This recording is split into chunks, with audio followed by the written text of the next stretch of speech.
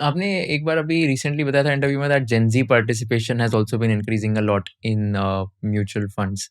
तो कितने times grow हुआ है वो Gen Z participation and how are you like looking at this entire new Gen Z audience coming into the mutual fund investing? So I'll put it this way. I think from what I've seen in terms of data, people, Gen Z have been coming into the market all slightly more than overall.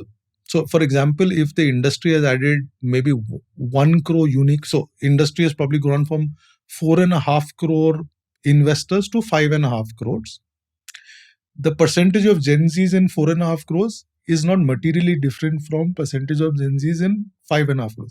So first point I would make is there is a bit of a belief, I would not say in our industry, but there's a belief that Gen Z is not much into investing. They are into experiences. They are into spending. They are into kharcha. I think that data is very wrong. There is enough Gen Zs that we obviously seem to see from data who are investing. That's point number one. What can we do to get it to the next level?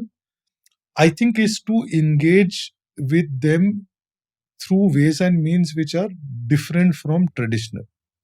So I'll give you a simple example. Something that we've started to do is we've started to actually use marketing spends on platforms that typically Gen Z uses.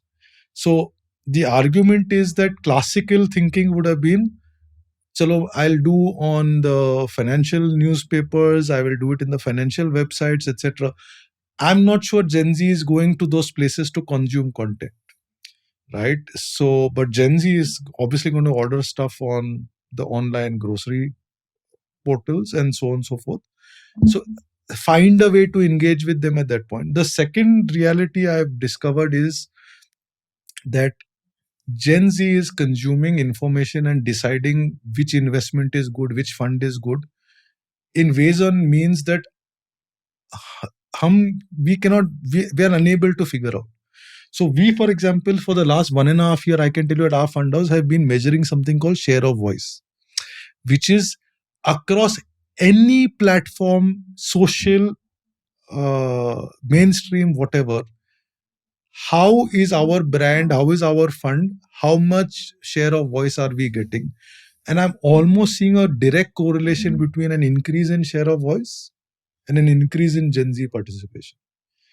Because if I move beyond the thought process ki mainstream media is the only way to educate, inform, and I move to thinking that any platform that Gen Z uses to keep themselves informed or entertained, if I make myself available, it's a far superior way to get them into the kitty.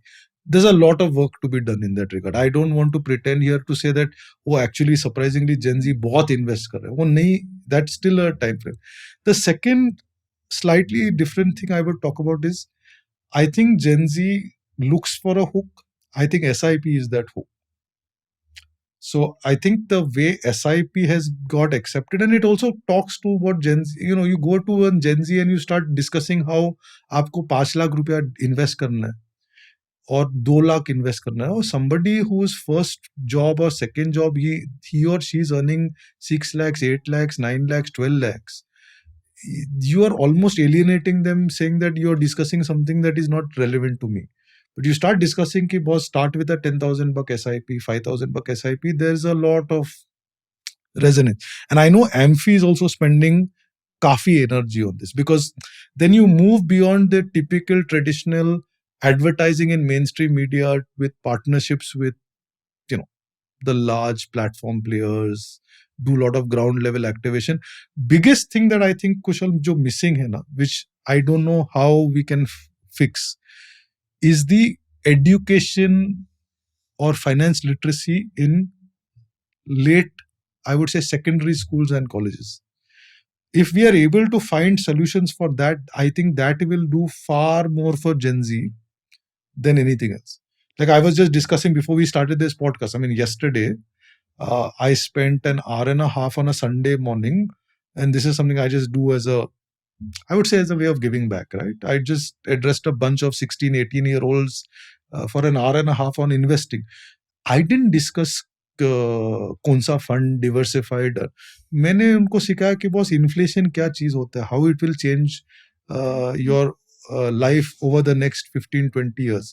I taught them कि boss compounding क्या होता है. You know how I teach them, Kusal, not by financial ज्ञान. मैं सिर्फ एक picture डालता हूँ.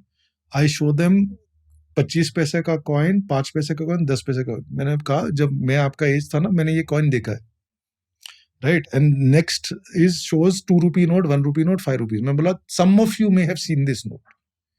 And I just tell them boss 15 years, 10 years from now, maybe we will not see 100 rupee note in circulation.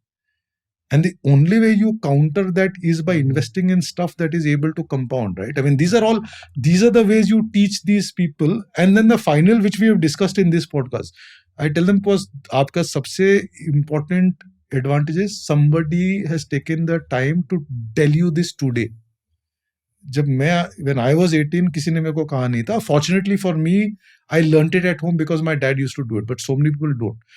So मेरे हिसाब से the big magic pill for Gen Z is if we are able to teach people in college these concepts. Or hopefully, I would say, Kushal, even if you think about your usual audience, why should it be people who are 22, 23, 25? Why is it not 17, 18-year-olds? And I'm hoping over time people will also, I mean, I think it already must be happening, but I think for the industry or for all of us, the more 18-year-olds watch your podcast, the more Gen Z will invest.